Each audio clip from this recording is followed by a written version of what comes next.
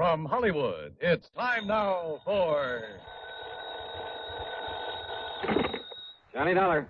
Hi there, Johnny. This here is Sidewinder Wilson. Oh, well, what can I... Who did you say? Sidewinder Wilson, you know, out here in Bumswung, Oklahoma. Oh, wait a minute. You mean that old friend of Durango, Laramie Dalhart? I sure do. Unless you've forgotten it, I'm the man that helped you find Durango that time he disappeared. Sure, of course you did, Sidewinder. If it hadn't been for you, we'd never have found the old coat. Yes, sir. Well, what's on your mind? Well, if you should just happen to mosey out here to Bumspung, well, Johnny, I think I could show you something that'd make your eyes pop out all over your head. Sidewinder, is this an insurance matter? Now, you don't think I'd be calling on you if it wasn't, do you? What's it all about? Well, I'll tell you when you get here. Well, now, Sidewinder, I'll be waiting for you at Durango's ranch. So long, Johnny. Well, now, wait a minute. Sidewinder.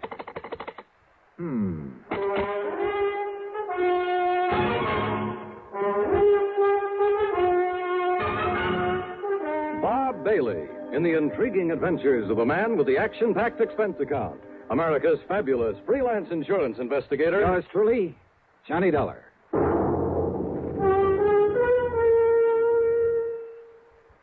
With your permission, we'd like to talk shop for just a moment. CBS Radio Shop. Recently, one of the foremost publications in the broadcasting field polled 465 critics and editors. The question, which radio network programs do you rate tops? When the answers from these 465 experts were tabulated, the final ratings were, to put it mildly, overwhelmingly one-sided. Total honors accorded CBS radio programs exceeded those of all the other networks combined. Let's put it another way.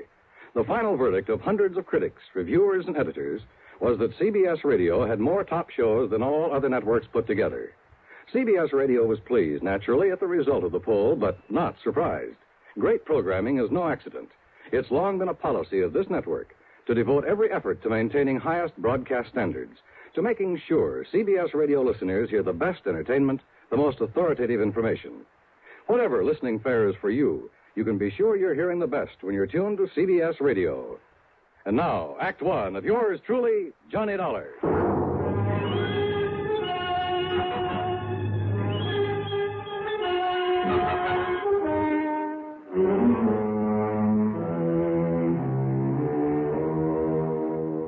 Expense account submitted by Special Investigator Johnny Dollar to Floyd's of England, North American Office, Hartford, Connecticut.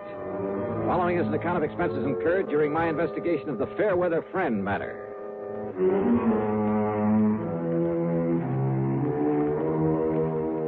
All of Durango's insurance was handled by Floyd's of England, so that it would have to be the company that Sidewinder was talking about. Expense account item one, $1.20 for a taxi to Floyd's headquarters in Hartford in the office of George Reed. Well, this is a switch, Johnny. You're coming here. George, I just got a call from that town out in Oklahoma with the unlikely name of Bumspung. The old Indian name, I understand. It means bad spring, bad water. Yeah, it was from a friend of Durango, Laramie Dalhart's, an old character by the name of Sidewinder Wilson. You know, of course, that Durango was here a few days ago. Here in Hartford, and he didn't drop in to see me? He dropped in to pay the $4,500 premium on that insurance he carries for the benefit of his niece, Carol Dalhart. He must think an awful lot of that girl. Yeah? Well, who wouldn't? What? George, that Carol's a living doll. If I were ever to think seriously of getting married, well, believe me. Well, what's the hitch? Does old Durango object? Object? Far from it. Hey, tell me, did he pay off that premium in the usual brand new $100 bill? Yes, and as usual, he peeled them off a roll that was big enough to choke a horse. Johnny, why that man carries so much cash around with him? Now, what did this fellow Wilson call you about? Sidewinder wouldn't tell me. Well, now, wait. There was a robbery-murder case out there a while back in the little town of Fairweather. Oh? That's a few miles north of Enid, Oklahoma. What happened? Well, it was the messenger carrying some negotiable securities to the small bank there in Fairweather. Ah, you get stuck for insurance on both the man and the securities? Only on the messenger. The securities were returned. By whom? Well, neither the bank nor the police out there ever found out. Funny. Do you suppose that's what Sidewinder called me about? Well, there's only one way to find out, Johnny. Which is to say that Floyd's of England will pay my expenses. Well, now, within reason, of course. Huh? Well, why kid about it, Johnny? That freewheeling expense account of yours. George, you sound as though you don't trust me. Well, of course I do. Oh? Well, you shouldn't. Huh? George, I'll be in touch. Expense account item 2, 9730, transportation. The plane dropped me off at Enid, Oklahoma, shortly after 6 p.m.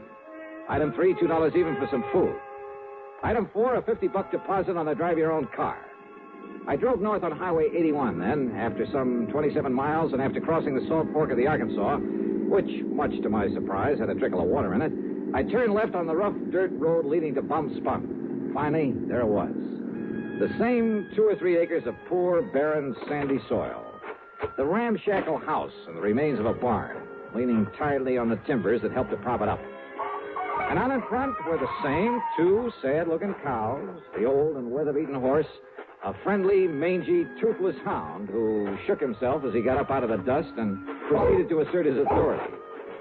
And I still couldn't figure why Durango, who was worth millions in oil royalties, had ever chosen to settle down in this lonely, desolate spot.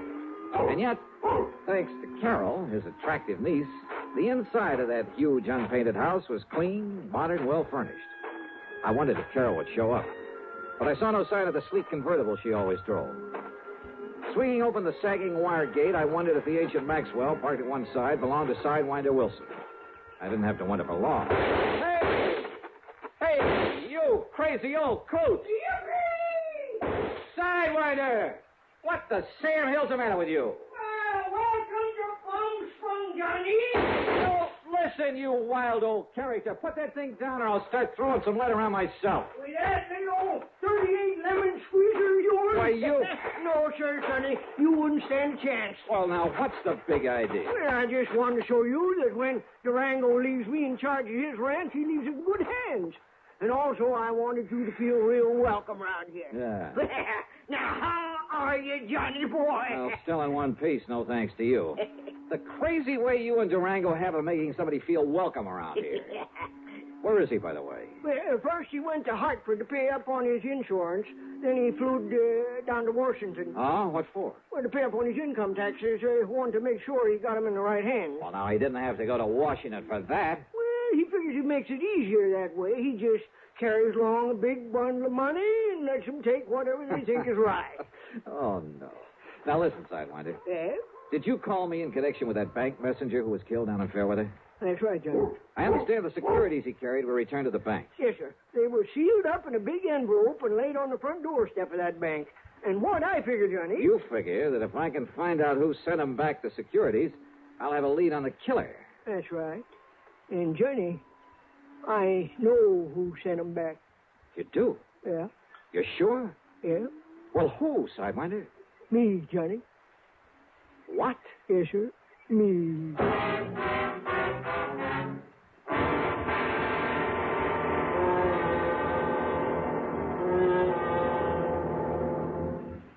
Act 2 of yours truly, Johnny Dollar, in a moment. Are you going to write that letter today or put it off until tomorrow, or maybe the day after? How about that spring suit you plan to have altered?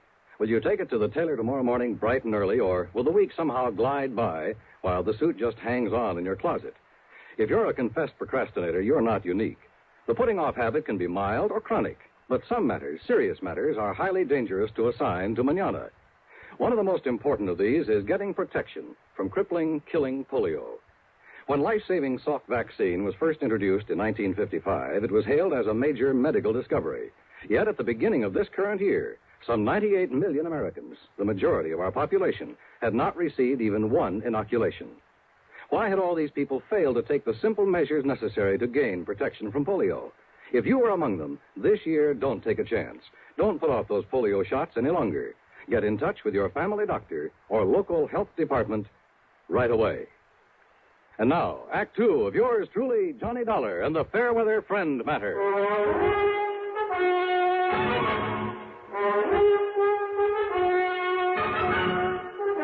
Come on in the house, Johnny, and I'll tell you about it. Now, just let me get this straight, Sidewinder. Huh? The bank messenger down there in Fairweather was held up and murdered. Yeah? The securities he carried were stolen by the killer. Then they were returned to the bank. That's right. And I'm the one who returned them. Sidewinder, you...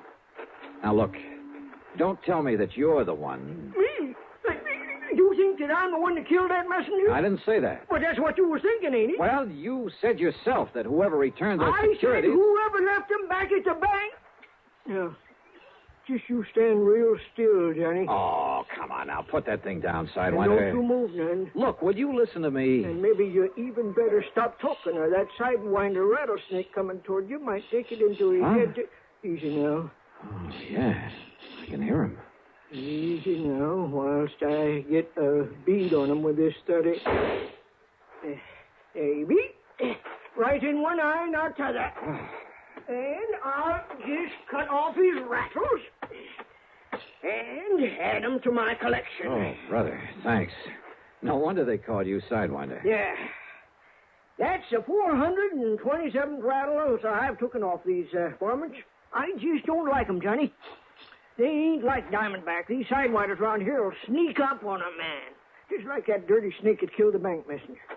And you know why he done it, Johnny? You still haven't told me who he is. It was to collect that insurance on him, that's who. Oh? Yes, sir.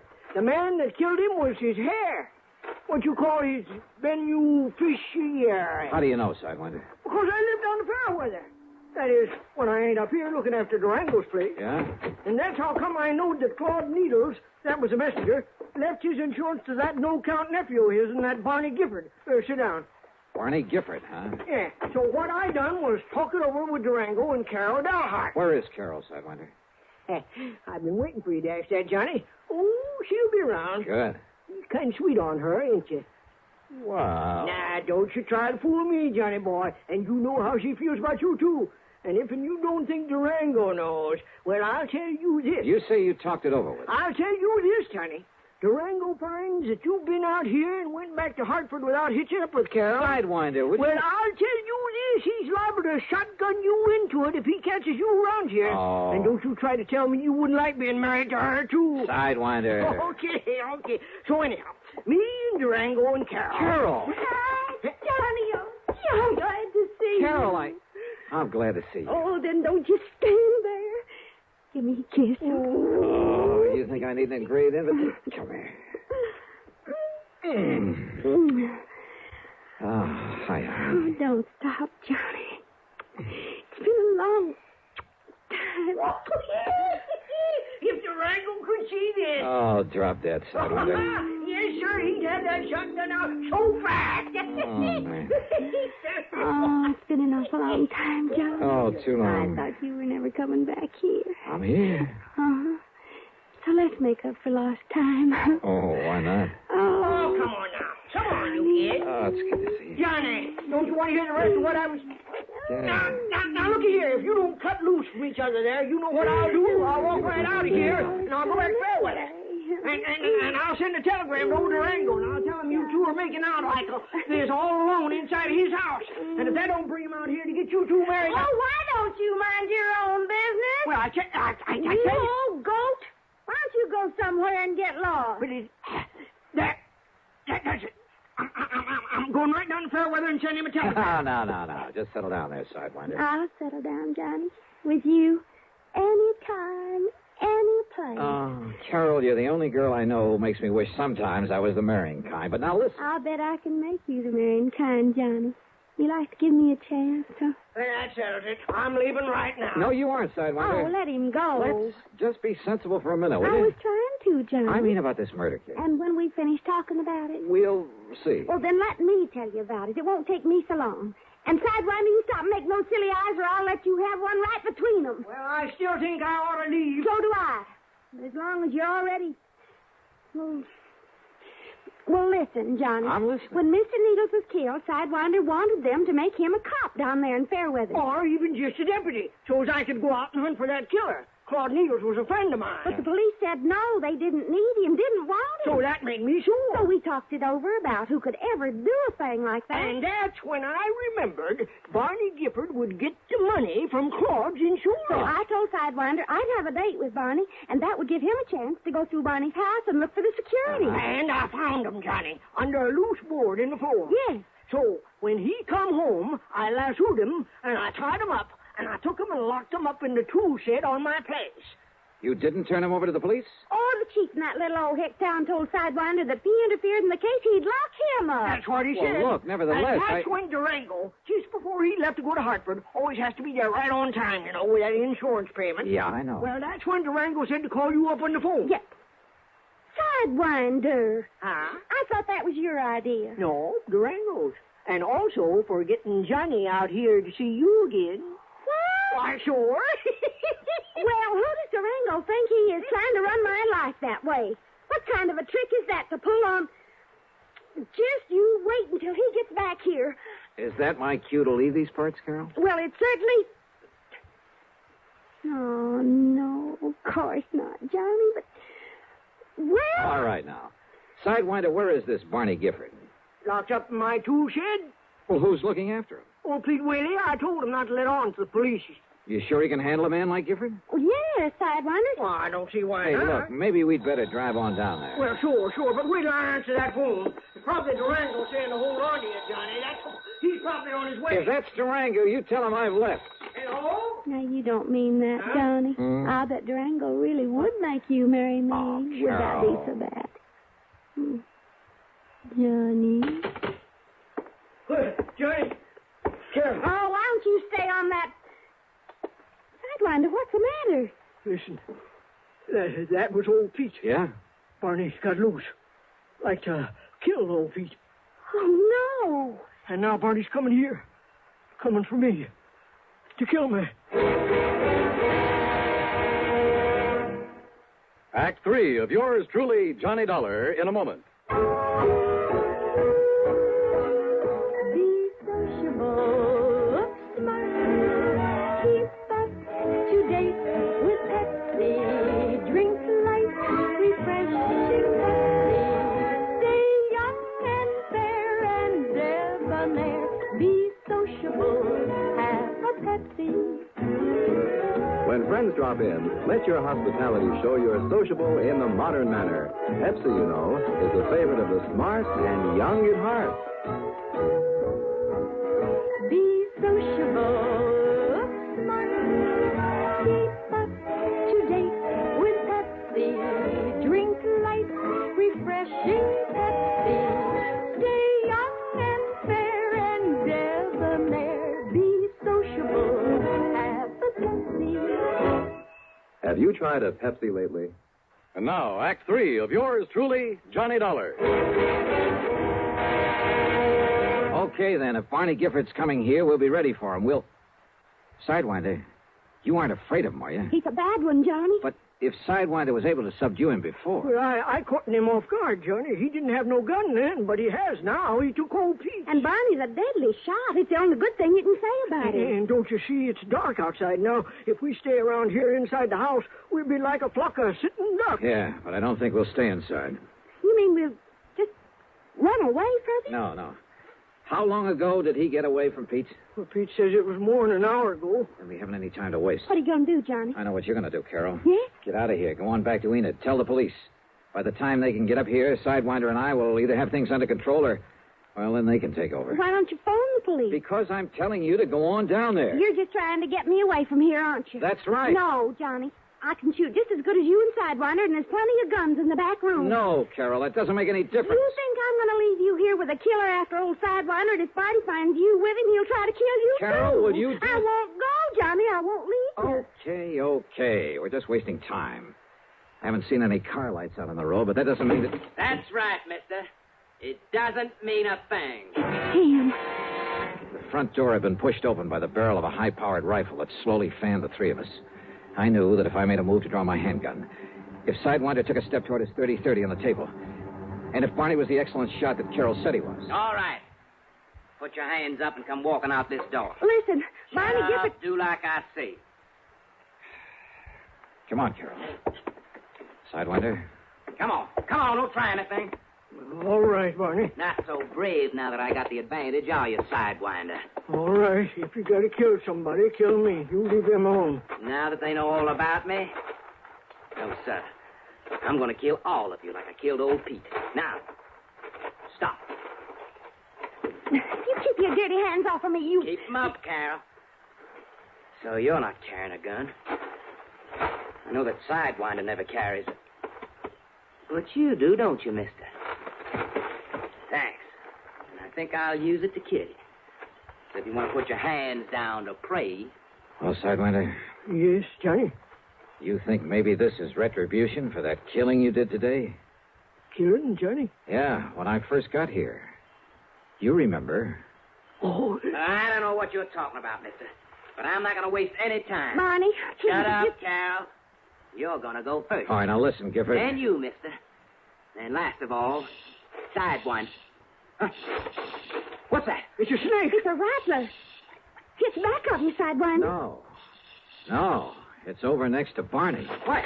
Where? I can't see it. Where is it? I'll kill it. Where is it? Right here. Oh. Oh. But that snake... Oh, thanks, Sidewinder. I'm sure glad I saved these rattles, Johnny.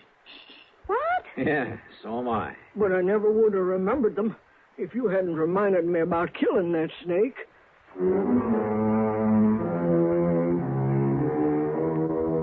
You know something? I hated to leave that place. To leave Carol is what I really mean. But there was another phone call. Sidewinder answered it. And yep, it was from Durango, phoning from Enid. Durango was so tickled to learn I was still around that he promised to come out to the ranch as fast as he could. Yes, sir. Just as soon as he can pick up the preacher. Sidewinder. Well, much as I love that gal. Well, expense account total, including the trip back to Hartford and mileage on the rental car, $203.50. Yours truly, Johnny Dollar.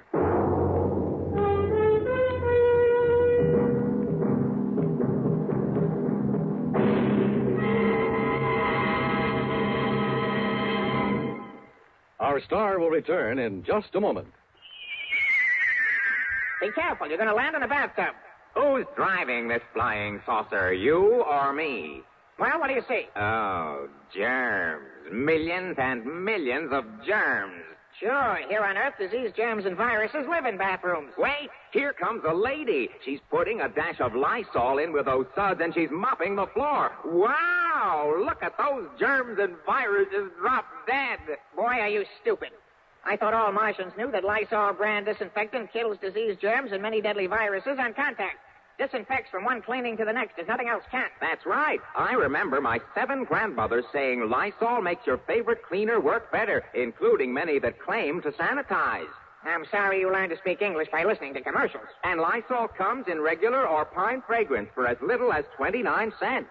How much is that Martian money? Now, here is our star to tell you about next week's story. Next week, well, getting away from Durango Laramie Dalhart isn't as easy as you might think. Join us, won't you? Yours truly, Johnny Dollar. Yours truly, Johnny Dollar, starring Bob Bailey, originates in Hollywood and is written, produced, and directed by Jack Johnstone. Heard in our cast were Virginia Gregg, Junius Matthews, G. Stanley Jones, James McCallion, and Bill James. Be sure to join us next week, same time and station, for another exciting story of yours truly, Johnny Dollar. This is Dan Cumberly speaking. Suspense is next over the CBS Radio Network. WROW, Albany, New York.